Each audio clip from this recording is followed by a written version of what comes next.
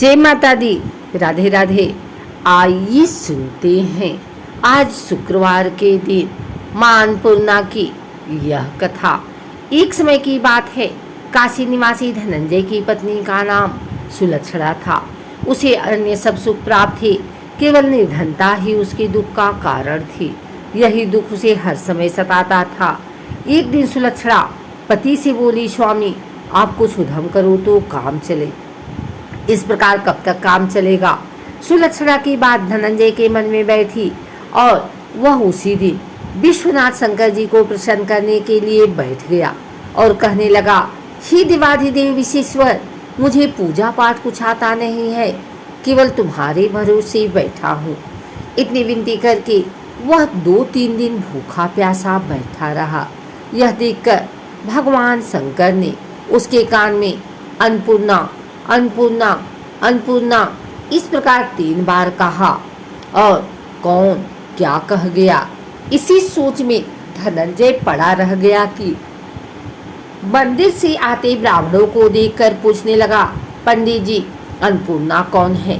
ब्राह्मणों ने कहा, तू अन्न छोड़ बैठा है, सो तुझे अन्न की ही बात सूझती है, जा घर जाकर अन्न ग्रहण कर। धनंजय घर गया, स्त्री से सारी बात कही। वह बोली, नाथ चिंता मत करो, स्वयं शंकर जी ने यह मंत्र दिया है, वे स्वयं ही खुलासा करेंगे, आप फिर जाकर उनकी आराधना करो।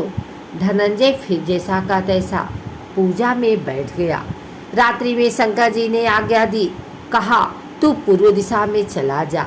वह अन्नपूर्णा का नाम जपता जाता और रास्ते में फल खाता, झरनों का पानी पीता जाता।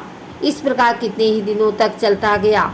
वहाँ उसे चांदी सी चमकती वन की शोभा देखने में आई, सुंदर सरोवर देखने में, या उसके किनारे कितनी ही अप्सराएं झुंड बनाए बैठी थी, एक कथा कहती थी और सब मां अन्नपूर्णा इस प्रकार बार बार कहती थी। यह गहन मास की उजीली रात्रि थी और आज से ही व्रत का आरंभ था। जिस शब्द की खोज करने वह निकला था वह उसे वहाँ सुनने को मिला। धनंजय ने उनके पास जाकर पूछा, हे देवियों आप यह क्या कर रही हो? उन सब ने कहा, हम सब मां अन्नपूर्णा का व्रत कर रहे हैं। व्रत करने से की गई पूजा से क्या होता है? यह किसी ने किया भी है, इसे कब किया जाए, कैसा व्रत है? मैं भी इस विधि को जानना चाहता हूँ, मुझसे भी कहो। वे कहने लगी, इस व्रत को सब कोई कर सकते हैं।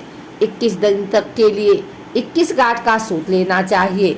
21 दिन यदि न बने तो 1 दिन उपवास करें, यह भी न बने तो केवल कथा सुनकर प्रसाद लें, निराहार रहकर कथा कहें। कथा सुनने वाला कोई न मिले तो पीपल के पत्तों को रख, सुपारी या घृत कुमारी वृक्ष को सामने कर, दीपक को साक्षी कर, सूर्य, गाय, तुलसी या महादेव को बिना कथा सुनाए मुख में दाना ना डालें। यदि भूल से कुछ पड़ जाए तो 1 दिवस फिर उपवास करें। व्रत के दिन क्रोध न करें और झूठ ना बोलें।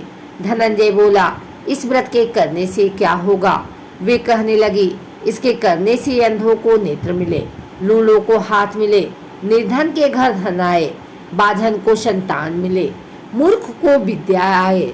जो जिस कामना से व्रत करे माँ उसकी इच्छा को पूरी करती हैं। वह कहने लगा, बहनों मेरा भी धन नहीं है, विद्या नहीं है, कुछ भी तो नहीं है, मैं दुखिया ब्राह्मण हूँ, मुझे इस व्रत का सूत दोगी? हाँ भाई, तेरा कल्याण हो, तुझे देंगे, ले इस व्रत का मंगल सूत ले। धनंजय ने व्रत किया। व्रत पूरा हुआ तभी सरोवर में से 21 खंड की स्वर्ण सीढ़ी हीरा मोती जड़ी हुई प्रकट हुई। धनंजय जय अन्नपूर्णा अन्नपूर्णा कहता जाता था। इस प्रकार कितनी ही सीढ़ियां उतर गया तो क्या देखता है कि करोड़ों सूर्य से प्रकाशमान अन्नपूर्णा का मंदिर है। उसके सामने सुवर्ण सिंहासन पर माता अन्नपूर्णा विराजमान है। सामने भिक्षा हेतु शंकर भगवान खड़े हैं। देवांगनाएं चवर डुलाती हैं, कितनी ही हथियार बांधे पहरा देती हैं। धनंजय दौड़कर जगदम्बा के चरणों में गिर गया। देवी उसके मन का क्लेश जान गई।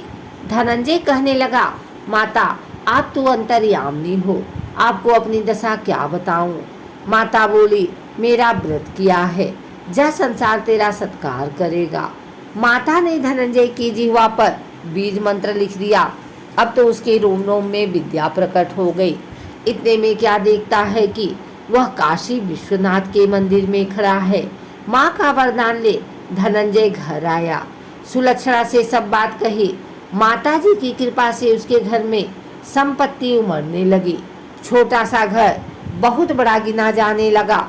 जैसे शहद के छत्ते पर मक्खियाँ जमा होती हैं, उसी प्रकार अनेक सगे संबंधी आकर उसकी बड़ाई करने लगे। कहने लगे, इतना धन और इतना बड़ा घर, सुंदर संतान नहीं तो इस कमाई को कौन भोग करेगा। सुलक्षणा से संतान नहीं है, इसलिए तुम दूसरा विवाह करो। अनिच्छा होते हुए भी धनंजय को दूसरा विवाह करना पड़ा और सती सुलक्षणा को सौत का दुख उठाना पड़ा। इस प्रकार दिन बीतते गए। फिर अगहन मास आया। नए बंधन से बंधे पति से सुलक्षणा ने कहलाया कि हम व्रत के प्रभाव से सुखी हुए हैं, इस कारण यह व्रत छोड़ना नहीं चाहिए। यह माताजी का प्रताप है जो हम इतने संपन्न और सुखी हैं। सुलक्षणा की बात सुन धनंजय उसके यहाँ आया और व्रत में बैठ गया। नई बहू को इस व्रत की खबर नहीं थी। वह धनंजय के आने की राह देख रही थी। दिन बीतते गए और व्रत पूर्ण होने में 3 दिवस बाकी थे। नई बहू को खबर पड़ी। उसके मन में ईर्ष्या की ज्वाला दहक रही थी। सुलक्षणा के घर आ पहुंची और उसने वहां भगदड़ मचा दी। वह धनंजय को अपने साथ ले गए। नए घर में धनंजय को थोड़ी देर के लिए निद्रा ने आ दबाया। इसी समय नई बहू ने उसका व्रत का सूत तोड़कर आग में फेंक दिया। अब तो माताजी का कोप जाग गया। घर में अकस्मात आग लग गई। सब कुछ जलकर खाक हो गया। सुलक्षणा जान गई और पति को फिर अपने घर ले आई। नई बहू उठकर पिता के घर जा बैठी। पति को परमेश्वर मानने वाली सुलक्षणा बोली, नाथ घबराना नहीं, माताजी की कृपा अलौकिक है। पुत्र कुपुत्र हो जाता है पर माता कुमाता नहीं होती। अब आप श्रद्धा और भक्ति से आराधना शुरू करो, वे जरूर हमारा कल्याण करेंगे। धनंजय फिर माता के पीछे पड़ गया। फिर वही सरोवर सीढ़ी प्रकट हुई। उसमें मां अन्नपूर्णा कहकर वह उतर गया। वहां जा माताजी के चरणों में रुदन करने लगा। माताजी प्रसन्न हो बोली, यह मेरी ईश्वर की मूर्ति ले, उसकी पूजा करना, तो फिर सुखी हो जाएगा। जा, तुझे मेरा आशीर्वाद है। तेरी स्त्री सुलक्षणा ने श्रद्धा से मेरा व्रत किया है, उसे मैंने पुत्र दिया है। धनंजय ने आंखें खोली तो खुद को काशी विश्वनाथ के मंदिर में खड़ा पाया। वहां से फिर उसी प्रकार घर को आया। इधर सुलक्षणा के दिन चढ़े और महीने पूरे होते ही पुत्र का जन्म हुआ। गांव में आश्चर्य की लहर दौड़ गई। मानता आने लगा। इसी प्रकार उसी गांव के निसंतान सेठ के पुत्र होने पर उसने माता अन्नपूर्णा का मंदिर बनवा दिया। उसमें माताजी धूमधाम से पधारी, यज्ञ किया और धनंजय को मंदिर के आचार्य का पद दे दिया। जीविका के लिए मंदिर की दक्षिणा और रहने के लिए बड़ा सुंदर सा भवन दिया। धनंजय स्त्री पुत्र सहित वहां रहने लगा। माताजी की चढ़ावों में भरपूर आमदनी होने लगी।